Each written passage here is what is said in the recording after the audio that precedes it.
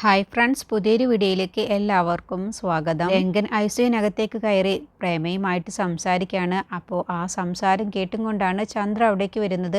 അപ്പോൾ ചന്ദ്ര പറയുകയാണ്, എന്താണാവോ പ്രേമേച്ചിക്ക് ധൈര്യം കൊടുത്ത് പ്രേമേച്ചിയെ പഴയ ആളാക്കാനാണ് ഏട്ടച്ചൻ ശ്രമിക്കുന്നത്. പക്ഷേ എനിക്ക് തോന്നുന്നില്ല ഇനിയിപ്പോൾ പഴയ ആളായി മാറുമെന്ന് എനിക്ക് തോന്നുന്നില്ല. ഒരുപാട് കാലം എടുക്കുമെന്നാണ് എനിക്ക് തോന്നുന്നത്. ചന്ദ്ര നിരാശപ്പെടുത്തിക്കൊണ്ടുള്ള സംസാരിക്കുമ്പോൾ രംഗൻ അങ്ങ് ദേഷ്യം പിടിക്കുകയാണ്. നീ എന്തിനാണാവോ ഇവിടേക്ക് വന്നത്? അതോ ഞാൻ ഇവിടേക്ക് വന്നത് പ്രേമേച്ചിയുടെ ഈ കിടത്തവും പ്രേമേച്ചിയുടെ ഇപ്പോഴത്തെ അവസ്ഥയും അറിയാൻ വേണ്ടി വന്നതാണ്. പ്രേമയുടെ അടുത്തേക്ക് ചെന്നിട്ട് പറയുകയാണ്, ചേച്ചി എന്നെ മനസ്സിലായോ? ഞാൻ സിദ്ധുവിൻ്റെ ഭാര്യയാണ് എന്ന് പറഞ്ഞ് പരിചയപ്പെടുത്തുമ്പോഴൊന്നും പ്രേമയ്ക്ക് ഒന്നും മനസ്സിലാകുന്നില്ല കേട്ടോ. ചന്ദ്രയൊന്നും ഓർമ്മ വരുന്നില്ല. അപ്പോൾ രംഗം പറയാണ്, നിന്നെ പണ്ട് ജയിലിൽ കയറ്റിയില്ലേ, അവളാണ് ആ ചന്ദ്രയാണ് എന്ന് പറഞ്ഞ ഉടനെ തന്നെ പ്രേമയുടെ മുഖത്തൊക്കെ ഭാവവ്യത്യാസം വരിക കേട്ടോ.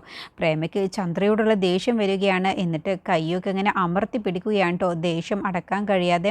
അപ്പോൾ ചന്ദ്ര പറയാൻ, അത് ശരി, എന്നെ ഓർമ്മയുണ്ടല്ലോ, കണ്ടില്ലേ ചേച്ചിയുടെ ഭാവവ്യത്യാസം മാറുന്നതൊക്കെ, മുഖത്തൊക്കെ ഭാവങ്ങൾ വരുന്നത് കണ്ടില്ലേ? എന്ത് ചെയ്യാനാണ്, പ്രേമേച്ചിക്ക് സംസാരിക്കാൻ കഴിയില്ലല്ലോ. സാരമില്ല ചേച്ചി, കുറച്ച് കഴിയുമ്പോൾ ഇതൊക്കെ ശീലമായിക്കോളും എന്ന് പറഞ്ഞ് പരിഹാസത്തോടു കൂടി സംസാരിച്ചിട്ടാണ് ചന്ദ്ര പോകുന്നത്.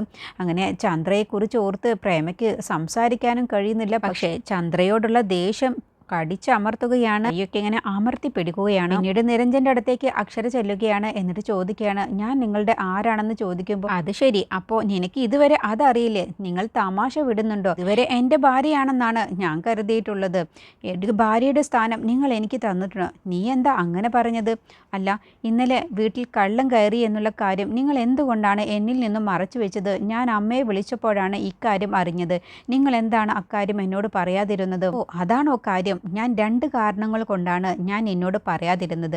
ഒന്നാമത്തെ കാര്യം, ഞാൻ രാവിലെ ഇവിടേക്ക് വന്നപ്പോൾ ഞാൻ കുറച്ച് തിരക്കിലായിരുന്നു. പ്രേമയെ കാണാൻ വേണ്ടി പോകണമെന്ന് നിന്നോട് പറഞ്ഞില്ലേ, ആ ഒരു തിരക്ക് കാരണമാണ് നിന്നോട് പറയാതിരുന്നത്. പിന്നെ രണ്ടാമത്തെ കാരണം, അതാണ് പ്രധാനപ്പെട്ട കാരണം, കള്ളം കയറിയ കാര്യം നീ അറിഞ്ഞാൽ നീ പേടിക്കുമെന്നുള്ളത് കൊണ്ടാണ് പിന്നെ നിന്നോട് ഞാൻ പറയാതിരുന്നത്. നിങ്ങളത് പറയാതിരുന്നപ്പോൾ എനിക്ക് വല്ലാത്ത വിഷമമായി. ഇത്ര നിസ്സാര കാര്യത്തിനൊക്കെ നീ ഇങ്ങനെ വിഷമിച്ച് എങ്ങനെ ശരിയാവും? വിധത്തിൽ ഓരോ തിരക്കുകൾ വന്നുകൊണ്ടിരിക്കും.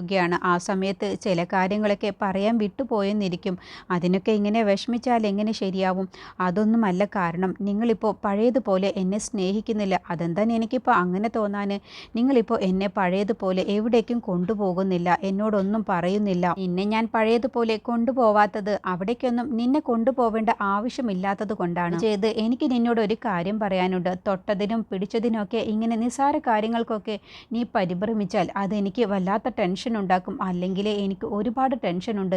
നീ വെറും ഒരു സാധാരണ ഭാര്യയെ പോലെ പെരുമാറരുത് എന്ന് പറഞ്ഞിട്ടാണ് കേട്ടോ നിരഞ്ജൻ പോകുന്നത്. നിരഞ്ജൻ്റെ വാക്കുകൾ കേട്ടപ്പോൾ അക്ഷരയ്ക്ക് വല്ലാത്ത വിഷമം വരികയാണ്. എൻ്റെ മാനസികാവസ്ഥ ഇങ്ങനെന്താ മനസ്സിലാക്കാത്തത് എന്നുള്ള ഭാവത്തിൽ വിഷമത്തോടു കൂടി നിൽക്കുകയാണ്. പിന്നീട് ദേവിക സിദ്ധുവിനോടും അച്ഛനോടും കൂടി സംസാരിക്കുകയാണ്. ചന്ദ്ര വന്നതിൽ എനിക്ക് ഒട്ടും തന്നെ ഇഷ്ടമുണ്ടായിരുന്നില്ല. അവളെ കണ്ടപ്പോൾ എനിക്ക് ദേഷ്യമാണ് വന്നത്. കാരണം അവൾ വന്നിരിക്കുന്നത് പ്രേമേച്ചിയുടെ ഈ അവസ്ഥ കണ്ട് ആസ്വദിക്കാനാണ്. കേട്ടും കൊണ്ടാണ് ചന്ദ്ര വരുന്നത്. അപ്പോൾ ചന്ദ്ര പറയുകയും, അതേടി, ഞാൻ അതിന് തന്നെയാണ് ഇവിടേക്ക് വന്നത്. അതിന് നിനക്കെന്താണ് നഷ്ടം? അപ്പോൾ ദേവിക പറയണേ, എന്നെ കണ്ടപ്പോൾ പ്രേമേച്ചിയുടെ മുഖം മാറിയല്ലോ, നിന്നെ തിരിച്ചറിഞ്ഞല്ലോ, അത് നല്ല ലക്ഷണമാണ്. മരുന്ന് വലിക്കുന്നുണ്ട് എന്നല്ലേ അതിനർത്ഥം? നീ എന്താ പറഞ്ഞത്? മരുന്ന് വലിക്കുന്നുണ്ട് എന്ന്? ഇല്ല, ഒരിക്കലും വലിക്കില്ല. നിങ്ങൾക്കാർക്കും ഇതുവരെ മനസ്സിലായില്ലേ? അവർക്ക് മുഴുത്ത ഭ്രാന്താണ്, അല്ലാതെ ഓർമ്മക്കുറവൊന്നുമല്ല. അപ്പോൾ സിദ്ധുവിനും അച്ഛനും അങ്ങ് ദേഷ്യം പിടിക്കുകയാണ്. നീയാണോ തീരുമാനിക്കുന്നത് എന്ന് ചോദിക്കുമ്പോൾ അച്ഛൻ പറയാണ്, നീ എന്താ ഇങ്ങനെയൊക്കെ സംസാരിക്കുന്നത്? ഇതൊരു ഹോസ്പിറ്റലാണ്, കുറച്ച് മാന്യമായി സംസാരിക്കണം. നീ ഞങ്ങളോട് ഇങ്ങനെയൊക്കെയാണ് സംസാരിക്കേണ്ടത്. എനിക്ക് ഇവളെ പോലെ സുഖിപ്പിച്ച് സംസാരിക്കാനൊന്നും അറിയില്ല. ഞാൻ സത്യമായിട്ട് തന്നെ അങ്ങ് പറയും. അപ്പോൾ ദേവിക പറയണം, ഇനി നീ എൻ്റെ മെക്കിട്ട് കയറിക്കോ. അപ്പോൾ സിദ്ധു പറയണം, അച്ഛാ, നമുക്ക് വീട് വരെ ഒന്ന് പോയാലോ? വികെ, ഞങ്ങൾ വരുന്നതുവരെ നീ ഇവിടെ തന്നെ ഉണ്ടാവില്ലേ? അപ്പോൾ ചന്ദ്ര പറയും, എന്തിനാ ഇവൾ നിൽക്കുന്നത്? ഞാൻ ഇവിടെ നിൽക്കുമല്ലോ. അപ്പോൾ സിദ്ധു പറയണേ, നീ ഇറങ്ങി പോകുന്നുണ്ടോ ഇവിടെ നിന്ന്? നിന്നെ മേലിൽ ഈ പരിസരത്ത് പോലും കണ്ടുപോകരുത്. ഞാനിവിടെ നിൽക്കുന്നത് നിങ്ങൾക്കൊരു തടസ്സമായിരിക്കും. ഞാനൊരു ശല്യമാകുന്നില്ല. ഞാൻ എന്നെ എഴുതി തള്ളിയ കേസാണിത്. അതുകൊണ്ട് നിങ്ങൾ എന്ത് പറഞ്ഞാലും എനിക്കൊരു വിഷമവുമില്ല. ഞാനിപ്പം തന്നെ പോയി തരാമെന്ന് പറഞ്ഞ് ചന്ദ്ര നേരെ പോകുന്നത് ശരത്തിൻ്റെ അടുത്തേക്കാണ്. പിന്നീട് ജയശങ്കർ നിരഞ്ജനോട് ചോദിച്ചറിയുകയാണ്, ഇന്നലെ വീട്ടിൽ വന്നത് കള്ളന്മാർ തന്നെയാണോ എന്ന് ചോദിക്കുമ്പോൾ, കള്ളന്മാരാവാനാണ് സാധ്യത. ആരാണെന്ന് ആരാണെന്നുള്ളത് മനസ്സിലായി. ആരാണെന്നുള്ളതൊന്നും മനസ്സിലായില്ല. എങ്കിൽ വീട് മാറി കയറിയതാണോ? അല്ല, ഞാനും അമ്മയും അവിടെ ഉണ്ട് എന്ന് മനസ്സിലാക്കിയിട്ട് തന്നെയാണ് അവരവിടേക്ക് വന്നത്. അറിയാവുന്നവർ തന്നെയാണ് അവിടേക്ക് വന്നിട്ടുള്ളത്. അപ്പോൾ ജയശങ്കർ പറയണ ഇതുകൊണ്ടൊക്കെ തന്നെയാണ് ഞാൻ പറയുന്നത് കള്ളനും കൊലപാതകയുമായിട്ട് കൂട്ടുകൂടരുതെന്ന്. എന്താ സാർ അങ്ങനെ പറഞ്ഞത്? സാർ എന്തോ അർത്ഥം വെച്ചാണല്ലോ സംസാരിക്കുന്നത്. അല്ല, അറിയാവുന്നവരാണ് വീട്ടിലേക്ക് വന്നത് എന്നല്ലേ പറഞ്ഞത്? ആ അർത്ഥത്തിലാണ് ഞാൻ പറഞ്ഞത്. ജയശങ്കർ ഉദ്ദേശിച്ചത് ഇരുട്ടിനെയും പരുന്തിനെയും ആണെന്നുള്ളത് നിരഞ്ജന് മനസ്സിലാവാണ്. അപ്പോൾ നിരഞ്ജൻ പറയണ അവർ അത്രക്കാരൊന്നുമല്ല, പക്ഷേ എനിക്കറിയാം ആരാണ് വന്നത് എന്ന്. എങ്കിൽ ആ ആളുടെ പേര് പറ. ആ ആളുടെ പേര് പറഞ്ഞാലേ ഇപ്പോൾ സാറൊന്ന് ഞെട്ടിപ്പോവും. അതുകൊണ്ട് തൽക്കാലം ഇപ്പോൾ ഞാൻ ആ ആളുടെ പേര് പറയുന്നില്ല. പക്ഷേ 2-3 ദിവസത്തിനുള്ളിൽ തന്നെ തെളിവ് സഹിതം സാറിൻ്റെ മുന്നിൽ ആ ആളുടെ പേര് ഞാൻ പറഞ്ഞിരിക്കും എന്ന് പറയട്ടോ. അപ്പോൾ ജയശങ്കർ നിരഞ്ജൻ ആരോ ഉദ്ദേശിച്ചാണല്ലോ പറയുന്നത് എന്നുള്ള ഭാവത്തിലിട്ടോ. എന്നിട്ട് നിരഞ്ജൻ ചോദിക്കാൻ, അല്ല സ്വാമി വന്നില്ലേ? ഇല്ല, സ്വാമിക്ക് എന്തോ സുഖമില്ലത്രേ. അതെന്താ, സ്വാമിക്ക് എന്തോ വല്ല പനിയും പിടിച്ചോ? പനിയൊന്നുമല്ല, പക്ഷേ എന്തോ മേലൊക്കെ വല്ലാത്ത വേദന എന്നൊക്കെ പറഞ്ഞിരുന്നു. അപ്പോൾ ഇത്രയും അടുപ്പമുള്ള സ്വാമി എന്താണ് അസുഖം എന്നൊന്നും സാറ് ചോദിച്ചില്ലേ? അത് മോശമായല്ലോ. അതിനെക്കുറിച്ച് ഞാൻ കൂടുതൽ ചോദിച്ചില്ല. എങ്കിൽ അത് മോശമായി സാർ. ഇത്രയും സാറിനോട് അടുപ്പമുള്ള ആൾക്ക് എന്തോ അസുഖമാണെന്ന് പറയുമ്പോൾ അതിനെക്കുറിച്ച് ചോദിച്ചറിയാതിരുന്നത് അത് വളരെ മോശമായി എന്ന് പറഞ്ഞു പോവുകയാണ്. ജയശങ്കറിന് നിരഞ്ജൻ്റെ സംസാരത്തിൽ എന്തോ അർത്ഥം വെച്ചുകൊണ്ടാണല്ലോ നിരഞ്ജൻ സംസാരിക്കുന്നത് എന്നുള്ള ഭാവത്തിലാണ് കേട്ടോ ഇരിക്കുന്നത്. പിന്നീട് ചന്ദ്ര ശരത്തുമായി സംസാരിക്കുകയാണ് പ്രേമയുടെ കാര്യത്തെക്കുറിച്ചൊക്കെ. അപ്പോൾ ശരത്ത് പറയണ, അപ്പോൾ പ്രേമയെക്കുറിച്ച് ഇപ്പം നമ്മൾ ടെൻഷൻ ആവേണ്ട ആവശ്യമില്ല, പക്ഷേ നാളെ എന്ത് സംഭവിക്കുമെന്ന് പറയാൻ കഴിയില്ല എന്ന് ചന്ദ്ര പറയുമ്പോൾ, തൽക്കാലം ഇപ്പോൾ നമ്മൾ രക്ഷപ്പെട്ടല്ലോ, അത് തന്നെ ധാരാളം. ഇനിയിപ്പോൾ പ്രേമ വീട്ടിലെത്തിക്കഴിഞ്ഞാലും നിനക്കെതിരെ എന്തെങ്കിലും പറയുന്നുണ്ടെങ്കിൽ അത് ഞാൻ പറയുന്നത് വെറും പ്രേമയുടെ തോന്നലാണെന്നുള്ളത് നീ വരുത്തി തീർക്കണം. അപ്പോൾ ചന്ദ്ര പറയണേ, എനിക്ക് അധിക കാലമൊന്നും അവിടെ പിടിച്ചു നിൽക്കാൻ കഴിയുമെന്ന് തോന്നുന്നില്ല ശരത്തെ. കാരണം ഞാനിപ്പോൾ അങ്ങനത്തെ ഒരു അപകടത്തിലാണ്. അതെന്താ ചന്ദ്രയ്ക്കെന്താ? ചന്ദ്ര വല്ല കൊലപാതകം ചെയ്തെങ്കിൽ കുഴപ്പമില്ലായിരുന്നു. ഇതിപ്പോൾ അതിനേക്കാളും പേടിക്കേണ്ട സംഭവമാണ്. അതെന്താണ്? എന്നോട് പറ. ശരത്തിനോട് ഞാൻ പറയാം, പക്ഷേ സമയമായിട്ടില്ല. സമയമാവുമ്പോൾ ഞാൻ എല്ലാം ശരത്തിനോട് പറയാം. എൻ്റെ മുന്നേ എനിക്ക് ചെയ്യാൻ പറ്റുന്നതൊക്കെ ചെയ്യണം. അപ്പോൾ ശരത്ത് പറയണ, ആദ്യം നീ ചെയ്യേണ്ടത് വിഷ്ണുവിനെ പുറത്തിറക്കാൻ വേണ്ടി നോക്ക്. എന്നിട്ട് പിന്നെ അവിടെ നിന്ന് കിട്ടാവുന്നതൊക്കെ വാങ്ങാൻ നോക്ക്. അപ്പോൾ ചന്ദ്ര പറയണ, കിട്ടാനുള്ളതൊന്നും കിട്ടുമെന്ന് തോന്നുന്നില്ല, പക്ഷേ എനിക്കിപ്പോൾ ചെയ്യാൻ കഴിയുന്നത് ഞാൻ ചെയ്തുകൊണ്ടിരിക്കുന്ന കാര്യമാണ്, മോഷണം. അവിടെ കുറച്ചുകൂടി സ്വർണ്ണമുണ്ട്, അതും കൂടി എനിക്ക് സ്വന്തമാക്കണം എന്നുള്ള വാക്ക് കേട്ടതോടെ ശരത്ത് പറയണേ, എങ്കിൽ ഞാൻ സഹായിക്കാം. ഞാൻ ആരും അറിയാതെ രാത്രിയിൽ വന്ന് മോഷ്ടിച്ച് നിന്റെ കയ്യിൽ തരാം. അതിൻ്റെ ആവശ്യമില്ല. ശരത്തൊന്നും അവിടേക്ക് വരണ്ട. എനിക്കറിയാം ആ സ്വർണം എടുക്കാൻ.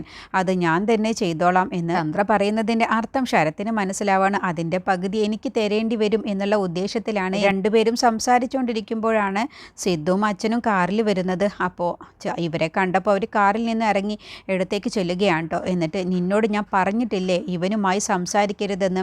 അപ്പോൾ ചന്ദ്ര പറയണേ, ഞാൻ ആരോടൊക്കെ സംസാരിക്കണം എന്നുള്ളത് ഞാനാണ് തീരുമാനിക്കുക, അല്ലാതെ നിങ്ങളല്ല. എൻ്റെ വീട്ടിൽ താമസിക്കുമ്പോൾ ഞാൻ പറയുന്നത് നീ അനുസരിക്കണം. എനിക്ക് സൗകര്യമില്ല. ഞാൻ പറയുന്നതൊന്നും നിങ്ങൾ അനുസരിക്കാറില്ലല്ലോ. അതിന് ഞാൻ നിൻ്റെ വീട്ടിലല്ല താമസിക്കുന്നത്, നീയാണ് എൻ്റെ വീട്ടിൽ താമസിക്കുന്നത്. അതുകൊണ്ട് ഞാൻ പറയുന്നത് അനുസരിച്ചാണ് നീ ആ വീട്ടിൽ താമസിക്കാൻ പറ്റൂ. ഇവനുമായിട്ട് കൂട്ടുകൂടരുതെന്ന് നിന്നോട് പറഞ്ഞിട്ടുള്ളതാണ്. അപ്പോൾ അച്ഛൻ പറയണേ, ഇവനുമായി കൂട്ടുകൂടിയാൽ നാളെ നീയും അകത്ത് പോവേണ്ടി വരും. ഇവൻ ഇന്നല്ലെങ്കിൽ നാളെ ഉറപ്പായും ജയിലഴിക്കുള്ളിലാവും. അപ്പോൾ കൂട്ടുപ്രതിയായിട്ട് നിനക്കും കൂടി ഇവനോടൊപ്പം പോയി കിടക്കണ്ട എന്നുണ്ടെങ്കിൽ ഞങ്ങൾ പറയുന്നത് മോൾ അനുസരിച്ചോ എന്നൊക്കെ പറയട്ടോ. അത് കേട്ടപ്പോൾ ചന്ദ്ര, എനിക്കറിയാം ആരോടൊക്കെ സംസാരിക്കണം, എന്തൊക്കെ ചെയ്യണം എന്നുള്ളത്.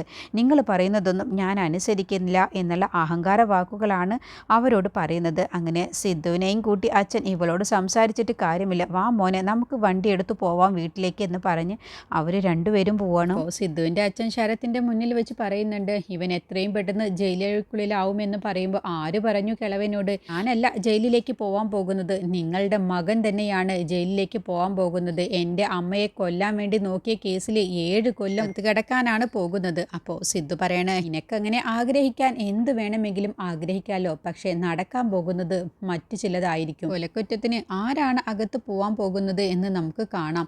നിന്നോടാണ് പറഞ്ഞത്, നിന്റെ നല്ലതിന് വേണ്ടിയാണ് പറയുന്നത്. ഇവനകത്ത് പോവും. അപ്പോൾ കൂട്ടുപ്രതിയായിട്ട് നിനക്ക് പോവണ്ട എന്നുണ്ടെങ്കിൽ ഞങ്ങൾ പറഞ്ഞത് അനുസരിച്ചോ, നിന്റെ കഷ്ടകാലമാണ് ഇനി വരാൻ പോകുന്നത്. അപ്പോൾ ചന്ദ്ര പറയണേ, സിദ്ധുവേട്ടനെ കല്യാണം കഴിച്ചതിലും വലിയ ഒരു കഷ്ടകാലം ഇനി എനിക്ക് എന്താണ് വരാനുള്ളത്? അതുകൊണ്ട് എൻ്റെ കാര്യത്തിലൊന്നും നിങ്ങൾ തീരുമാനമെടുക്കണ്ട, എനിക്കറിയാം എൻ്റെ കാര്യങ്ങളൊക്കെ തീരുമാനിക്കാൻ എന്ന് അഹങ്കാരത്തോടു കൂടിയാണ് കേട്ടോ ചന്ദ്ര പറയുന്നത്. അങ്ങനെ പറയുകയാണ്, നമ്മൾ വെറുതെ എന്തിനാ ഇവളുടെ കാര്യത്തിൽ തലയിടുന്നത്, ഇവൾക്കൊക്കെ അനുഭവിക്കാനുള്ളത് അനുഭവിക്കുമ്പോൾ പഠിച്ചോളും, വാ മോനെ എന്ന് പറഞ്ഞാണ് അവർ രണ്ടുപേരും വീട്ടിലേക്ക് പോകുന്നത്. ശരത്ത് വീട്ടിലെത്തിയ ശേഷം മുത്തശ്ശിയോടും മനോഹരനോടും കൂടി പ്രേമയുടെ അവസ്ഥയെക്കുറിച്ച് സംസാരിക്കുകയാണ്. അപ്പോൾ മുത്തശ്ശിക്കാണെങ്കിലോ പ്രേമയ്ക്ക് ഇങ്ങനെ ഒരു അവസ്ഥ വന്നു എന്ന് കേട്ടപ്പോൾ ഒരുപാട് സന്തോഷമാവാൻ കേട്ടോ. അപ്പോൾ ശരത്ത് വരുത്തി തീർക്കാൻ ശ്രമിക്കുകയാണ്. ആ പ്രേമയ്ക്ക് എനിക്ക് തോന്നുന്നത് മാനസികമായെന്നാണ് തോന്നുന്നത്. അങ്ങനത്തെ ഒരു അവസ്ഥയിലാണ് ഇപ്പോൾ ഉള്ളത്. ഒന്നും ഒരു ബോധവുമില്ല, സംസാരശേഷിയുമില്ല, അങ്ങനത്തെ ഒരു അവസ്ഥയിലാണ്. ആരെങ്കിലും തട്ടിക്കൊണ്ടു പോയതാണെങ്കിൽ ഇങ്ങനെയൊക്കെ വരുമോ? എനിക്ക് തോന്നുന്നത് അവർക്ക് മാനസികം തന്നെയാണെന്നാണ്. അപ്പോൾ മനോഹരൻ പറയണ, ആരെങ്കിലും തട്ടിക്കൊണ്ടു പോയതാണോ അതോ ആരെങ്കിലും തട്ടിക്കൊണ്ടുപോയി മനഃപൂർവ്വം പ്രേമയ്ക്ക് കുത്തിവെച്ചതാണോ എന്നുള്ളതൊക്കെ നമുക്ക് വഴിയെ അറിയാം. ഇത് കഴിഞ്ഞാൽ പിന്നെ അവർക്ക് എന്താണ് സംഭവിക്കുക എന്നുള്ളതൊക്കെ നമുക്ക് കാത്തിരുന്ന് കാണാം എന്ന് പറഞ്ഞ് മനോഹരൻ പോവാട്ടോ. അപ്പോൾ മുത്തശ്ശി പറയാണ്, പ്രേമയ്ക്ക് കിളി പോയി എന്നുള്ളത് സത്യം തന്നെയാണ് മോനെ. അങ്ങനത്തെ ഒരു അവസ്ഥയിൽ തന്നെയാണ്, സംസാരിക്കാനും കഴിയില്ല, ആരെയും മനസ്സിലാകുന്നില്ല, പ്രതികരിക്കുന്നില്ല, അങ്ങനെയൊക്കെയാണ് പറഞ്ഞു കേട്ടത്. അത് കേട്ടപ്പോൾ മുത്തശ്ശിക്ക് നല്ല സന്തോഷമാവട്ടോ. അപ്പോൾ മുത്തശ്ശി പറയണേ, എങ്കിൽ ആ പ്രേമയെ ഒന്ന് കാണണം, കാരണം അവളുടെ ഇപ്പോഴത്തെ അവസ്ഥ അതെന്ന് എനിക്ക് ആസ്വദിക്കണം. കാരണം ഇവിടെ ദേവിക കുറച്ച് ദിവസം കൊടുന്ന് നിർത്തിയപ്പോൾ എന്നോട് മെക്കെട്ട് കയറാൻ വേണ്ടി വന്നവളാണ്. അവളുടെ ഈ അവസ്ഥ കണ്ട് എനിക്കൊന്ന് ആസ്വദിക്കണം. മോൻ എന്നെ അവിടേക്ക് കൊണ്ടുപോകുമോ എന്നൊക്കെ ചോദിക്കുകയാണ്. ഇതിനെക്കുറിച്ചുള്ള ബാക്കി റിവ്യൂ അടുത്ത വീഡിയോയിൽ പറയാം.